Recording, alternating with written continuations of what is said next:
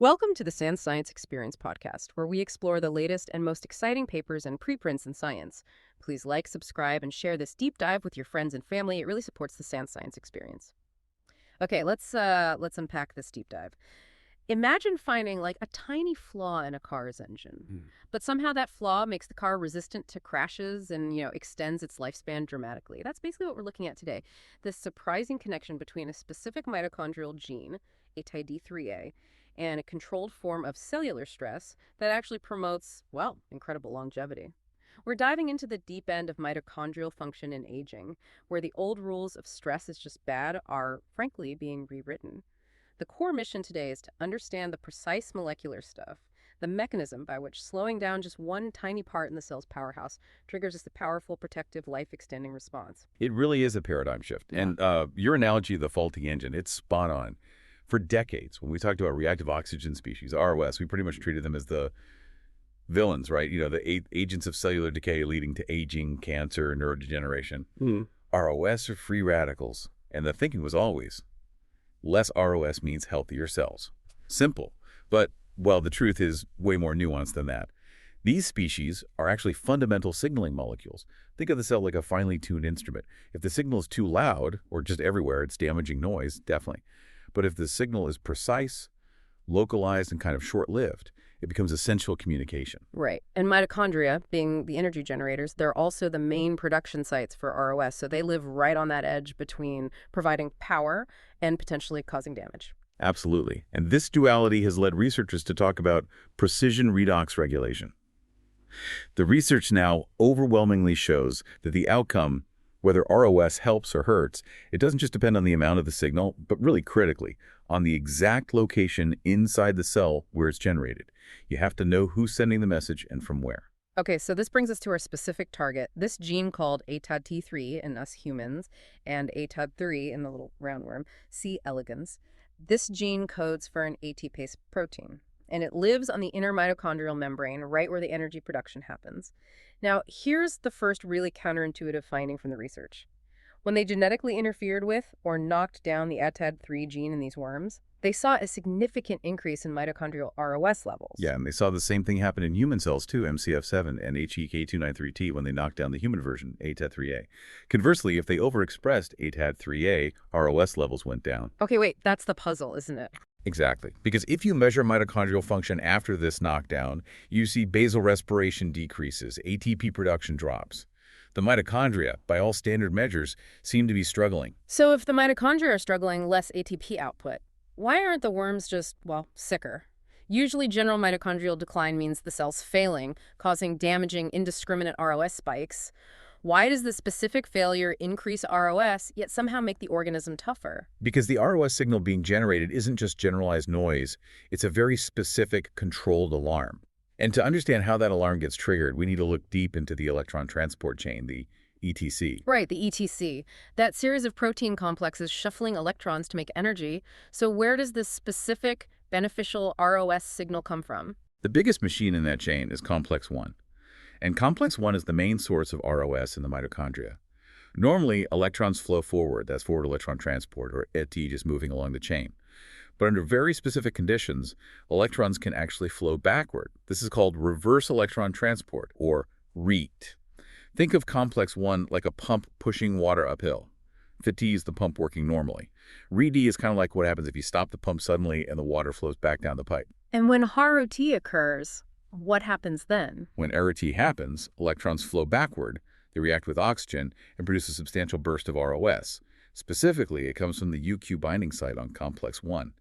And crucially, recent studies are showing that this site-specific RET-ROS performs vital, beneficial signaling functions, precisely because it is localized and controlled. So AT3A deficiency somehow forces the system towards running backward. That sounds really inefficient for making energy. It is inefficient for energy production, yeah. But it seems highly efficient for signaling. The research found two critical things happening because of ATAD3A deficiency that actually encourage RET. First, they confirmed that ATAD3A depletion reduces the assembly and the activity of complex 1 itself.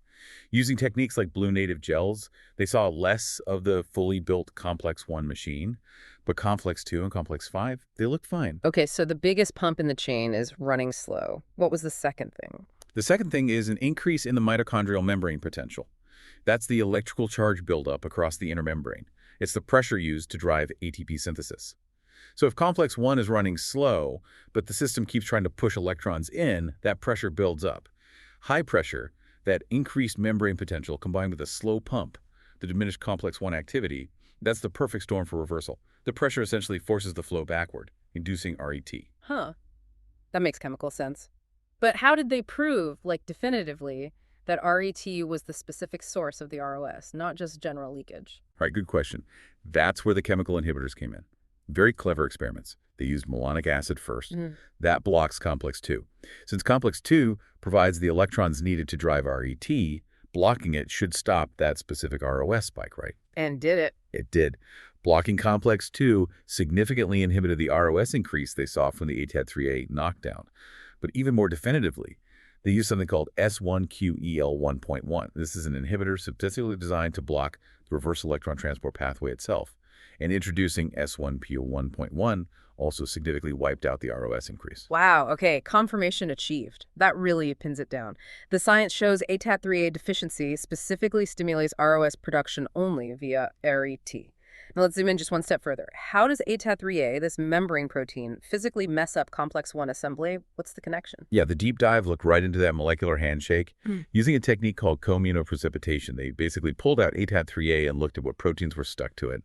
And they found a strong interaction with a specific complex 1 subunit called NDUFS8. NDUFS8. Okay, sounds like just another part number. What does it do? Why is it important?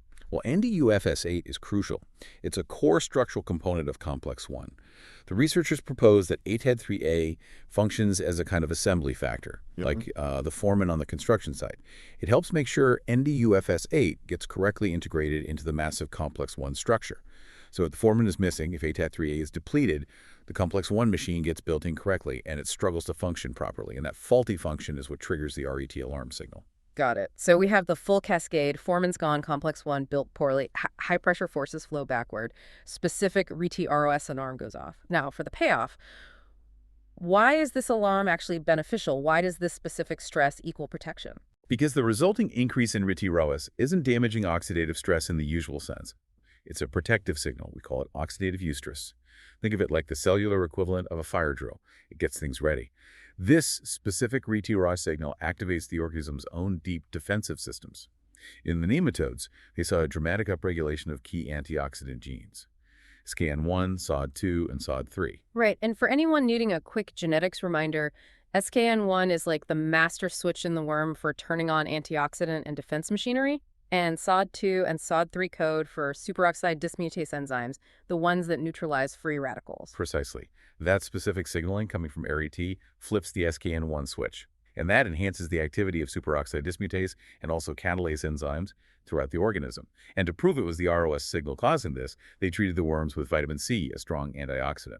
And that partially reversed this defensive upregulation, neutralized the ROS, and the signal fades. Okay, and the practical outcome.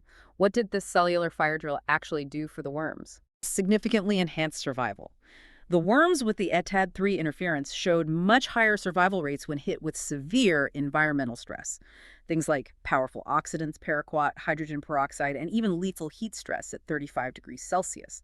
They were functionally like preconditioned against these threats. That robust stress resistance makes perfect sense with the longevity link found in earlier studies, doesn't it? Where ATAD3 interference was shown to extend the worm lifespan by nearly 30%. Exactly.